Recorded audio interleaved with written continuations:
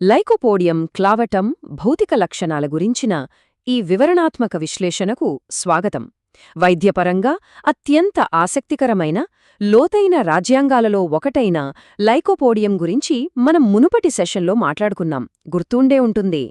ఈరోజు ఆ లోపల ఉన్న అంతర్గత వ్యక్తిత్వం భౌతికంగా ఎలా వ్యక్తమవుతుందో, అంటే మనస్సుకు, శరీరానికి మధ్య ఉన్న ఆ అద్భుతమైన సంబంధాన్ని స్పష్టమైన ఉదాహరణలతో అన్వేషిద్దాం. ఇది నిజంగా చాలా ఆసక్తికరంగా ఉండబోతుంది. శ్రీ గురుభ్యో నమః. అందరికీ నమస్కారం. తెలుగు హోమియోపతి గురుకులానికి స్వాగతం. సరే, ఆలస్యం చేయకుండా ఈ సెషన్లో మనం కవర్ చేయబోయే ముఖ్యమైన 6 అంశాలను ఒకసారి చూద్దాం. భౌతిక లక్షణాల పరిచయం, శారీరక ఆకృతి పరిశీలన, జీర్ణ వ్యవస్థ లక్షణాలు, సమయ మోడాలిటీ అంటే ఆ 4 నుండి 8 గంటల వ్యవధి, కొన్ని క్లినికల్ దృశ్యాలు, చివరగా సారాంశం. మొదటి విభాగం భౌతిక లక్షణాల పరిచయం. అసలు మనస్సు నుండి శరీరానికి వంతెన ఎలా ఏర్పడుతోందో ఇక్కడ మనం అర్థం చేసుకోవాలి. మనస్సుకు, శరీరానికి మధ్య ఉన్న అద్భుతమైన సంబంధాన్ని గమనించండి. మునుపటి సెషన్లో మనం ఈ మందు యొక్క మానసిక స్థితిని, వారిలో ఉన్న అభద్రతను స్పష్టంగా అర్థం చేసుకున్నాం. అయితే ఎంత ఆశ్చర్యంగా ఉంటుందంటే, ఆ అంతర్గతంగా దాగి ఉన్న భయం, అభద్రతాభావం బాహ్యంగా శారీరక బలహీనతగా ఖచ్చితంగా మారుతుంది. మనస్సులో ఎంత ఒత్తిడుందో శరీరం కూడా సరిగ్గా అంతే స్థాయిలో అలసిపోతుంది. లోకలున్న భయం వారి శారీరక కదలికల్లో, వారి అడుగులలో, చివరికి వారి మాటల్లో కూడా ఒక బలహీనతగా ప్రతిధ్వనిస్తుంది. శరీరం అనేది మనస్సుకు ఒక అద్దంలాంటిదనమాట. మనం హోమియోపతి వైద్యులుగా ఆర్గనన్ సూత్రాలను ఎప్పుడూ మర్చిపోకూడదు కదా. ఒక రాజ్యాంగాన్ని ఖచ్చితంగా నిర్ధారించడానికి ఎఫోరిజం 153 చాలా చాలా కీలకం. అంటే రోగిలో కనిపించే ఆ విచిత్రమైన, అరుదైన లక్షణాలను ముందుగా గుర్తించాలి. ఆ అసాధారణ లక్షణాల ద్వారా భౌతిక లక్షణాలను అర్థం చేసుకుంటేనే మనం రోగి యొక్క సంపూర్ణ చిత్రణను, అంటే అసలైన టొటాలిటీని సాధించగలుగుతాం. ఇది ఒక పజిల్ సాల్వ్ చేసినట్లుగా ఉంటుంది. ఇక రెండవ విభాగం శారీరక ఆకృతి పరిశీలన. ఒక ఫిజీషియన్కు పరిశీలన అనేది అతిపెద్ద ఆయుధం అని మనందరికీ తెలిసిందే. ఇక్కడ మనం గమనించాల్సిన అత్యంత ఆసక్తికరమైన విషయం ఒకటుంది. రోగి మన క్లినిక్ గుమ్మం తొక్కిన క్షణం నుండే మన పరిశీలన మొదలవ్వాలి. వారు లోపలికి నడిచి వస్తున్న తీరు అనేక లోతైన విషయాలను మనకు చెప్పేస్తుంది. వారి సాధారణ రూపం, శక్తి స్థాయిలు ఎలా ఉన్నాయో గమనించండి. తక్కువ శక్తితో, బలహీనమైన శరీర నిర్మాణంతో వారు లోపలికి వచ్చే తీరే మనకు వారి రాజ్యాంగం గురించి ఒక జీవకళ ఉట్టిపడే చిత్రాన్ని అందిస్తుంది. ఆ వాలిపోయిన భుజాలు, ఆ నడకలో ఆశావాహ దృక్పథం లోపించడం, ఇవన్నీ మనం మొదటి చూపులోనే పసిగట్టవచ్చు. కేవలం నడకే కాదు, రోగి ముఖ కవళికలను కూడా మనమెంతో నిశితంగా ఒక డిటెక్టివ్లాగా గమనించాలి. వారి ముఖంలో వయస్సుకు మించిన అకాల వృద్ధాప్యం, ముడతలు లేదా ఏదో విపరీతమైన అలసట కనిపిస్తున్నాయా? ఈ విషయాలు చూడాలి. ఎందుకంటే ఆ అకాల వృద్ధాప్యం అనేది లోపల క్షీణిస్తున్న జీవశక్తికి ఒక స్పష్టమైన ప్రతిరూపం. ఒక లైకోపోడియం రోగిని మొదటి చూపులోనే గుర్తించడానికి ఇవి అద్భుతమైన సంకేతాలు. ఇక మూడవ విభాగం జీర్ణ వ్యవస్థ లక్షణాలు. లైకోపోడియంను 100% గుర్తించాలంటే ఈ వ్యవస్థ లక్షణాలను అర్థం చేసుకోవడం తప్పనిసరి. ఈ రాజ్యాంగం వారి ఆహారపు అలవాట్ల విషయానికి వస్తే మనకొక విచిత్రమైన వైరుధ్యం కనిపిస్తుంది. వారికి వేడివేడి ఆహారమన్నా, తీపి పదార్థాలు అన్నా అపరిమితమైన కోరిక ఉంటుంది.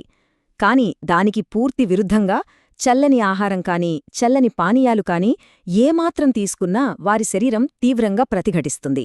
ఆ చల్లదనం వల్ల వారి శారీరక సమస్యలు వెంటనే భయంకరంగా తీవ్రమవుతాయి. ఈ 4 లక్షణాలు చూడండి. ఇవే లైకోపోడియం రోగి యొక్క ప్రధాన శారీరక యాంకర్లు. కొద్దిగా తినగానే, అంటే కేవలం 1-2 ముద్దలు తినగానే పొట్ట పూర్తిగా నిండిపోయినట్లు అనిపించడం, దీనినే మనం ఎర్లీ సెటైటీ అంటాం కదా. అలాగే పొత్తికడుపులో విపరీతమైన గ్యాస్, ఉబ్బరం. నిజం చెప్పాలంటే ఈ లక్షణాలు లేకుండా ఒక లైకోపోడియం రాజ్యాంగాన్ని నిర్ధారించడం దాదాపు అసాధ్యం. 4వ విభాగం సమయ మోడాలిటీ. ఇదే లైకోపోడియం మందుకి ప్రత్యేకమైన, అత్యంత స్పష్టమైన సమయ ఆధారిత లక్షణం. ఒక రోజంతా వారి శక్తి స్థాయిలు ఎలా మారుతాయో ఈ కాలక్రమం మనకు ఖచ్చితంగా చూపిస్తుంది. ఉదయమంతా చాలా స్థిరంగా, మామూలుగానే ఉంటారు. కానీ సరిగ్గా సాయంత్రం 4 గంటలు కాగానే అకస్మాత్తుగా శక్తి ఒక్కసారిగా పడిపోతుంది. పూర్తిగా నీరసించిపోతారు. ఇక 6 గంటల సమయానికి వారి జీర్ణ సమస్యలు, ఆ గ్యాస్ ఉబ్బరం తారాస్థాయికి చేరుతాయి. మళ్ళీ రాత్రి 8 గంటల తర్వాత ఆ తుఫాను శాంతించినట్లు సమస్యలన్నీ నెమ్మదిగా ముగిసిపోయి కుదుటపడతారు. ఇంతకీ క్లినిక్లో ఈ సమయం ఎందుకు ఇంత ముఖ్యమైనది అనిపిస్తోందా? ఎందుకంటే రోజంతా పనిచేసి మరింత శక్తి అవసరమైన ఆ సాయంత్రం సమయంలోనే వారి రాజ్యాంగపరమైన బలహీనత పూర్తిగా బయటపడుతుంది. కాబట్టి ఈ సాయంత్రం అలసట అనేది కేస్ను ఛేదించడానికి మనకు దొరికే అసలైన తాళంచెవిలాంటిది. 5వ విభాగం క్లినికల్ దృశ్యాలు. ఇప్పటివరకు మనం మాట్లాడుకున్న లక్షణాలను వాస్తవ పరిస్థితులలో మన క్లినిక్లో ఎలా అన్వయించాలో ఇప్పుడు చూద్దాం. ఈ మొదటి దృశ్యాన్ని ఒకసారి ఊహించుకోండి. ఒక విద్యార్థి పరీక్షల ముందు విపరీతమైన మానసిక ఒత్తిడి. ఆ భయం వల్ల వెంటనే కడుపు ఉబ్బరం మొదలవుతుంది. దానికి తోడు సరిగ్గా సాయంత్రం కాగానే విపరీతమైన శక్తిక్షీణత, అలసట. ఈ లక్షణాలన్నీ కలిపి ఏ మందును సూచిస్తున్నాయో అర్థమవుతోంది కదా. నిస్సందేహంగా లైకోపోడియం. రెండవ దృశ్యం ఒక వ్యాపారవేత్త. ఎప్పుడూ తన పనితీరు గురించి విపరీతమైన ఒత్తిడి ఉంటుంది. బయటకు చూస్తే చాలా అధికార దర్పం చూపిస్తారు. కాని లోపల విపరీతమైన గ్యాస్ సమస్య, కొద్దిగా తినగానే కడుపు నిండిపోవడం. ఆ రాజ్యాంగం తమ శారీరక బలహీనతను ఆ బాహ్య అధికారంతో ఎలా కప్పిపుచ్చుకుంటోందో గమనించారా? లైకోపోడియంను గుర్తించడానికి ఇదొక అత్యద్భుతమైన ఉదాహరణ. మూడవ దృశ్యం ఒక ఉపాధ్యాయుడు. రోజంతా పిల్లలకు పాఠాలు చెప్పి తీవ్రమైన మానసిక అలసటకు గురవుతారు. ఇక ప్రతిరోజూ సాయంత్రం 4 నుండి 8 గంటల మధ్య విపరీతమైన శారీరక నీరసాన్ని ఎదుర్కొంటారు. చూసారా? ఈ నిర్దిష్టమైన సమయ విధానమే వాస్తవ ప్రపంచంలో సరైన మందును నిర్ధారించడానికి మనకు ఎంతగానో సహాయపడుతుంది. 6వ విభాగం సారాంశం. ఇప్పటిదాకా మనం చూసిన ఈ క్లినికల్ ఆధారాలన్నింటినీ కలిపి ఒక ఏకీకృతమైన సంపూర్ణమైన రాజ్యాంగ చిత్రణను తయారుచేద్దాం. మనం ఖచ్చితంగా గుర్తుంచుకోవాల్సిన 5 ముఖ్యమైన శారీరక లక్షణాలు ఇవి. 1 ఆ బలహీనమైన జీర్ణ వ్యవస్థ. 2 సాయంత్రం 4 నుండి 8 గంటల మధ్య సమస్యల తీవ్రత. 3 విపరీతమైన గ్యాస్. 4 త్వరగా కడుపు నిండటం. ఇక 5 చలిని అస్సలు తట్టుకోలేకపోవడం. ఇవే ఈ రాజ్యాంగాన్ని గుర్తించడానికి పునాదిరాళ్లు. ఇక్కడ ఉష్ణ రాజ్యాంగం అంటే థర్మల్ కాన్స్టిట్యూషన్ గురించి క్లుప్తంగా చెప్పుకుందాం. ఈ రోగులు చలిని అస్సలు భరించలేరు. వారికి ఎల్లప్పుడూ వెచ్చదనం అవసరం. వెచ్చని వాతావరణం, వెచ్చని దుస్తులు వారిని ఎంతో ఉపశమనానికి గురిచేస్తాయని మనం ఖచ్చితంగా అర్థం చేసుకోవాలి. మన ప్రయాణం ఇక్కడితో ఆగిపోలేదు.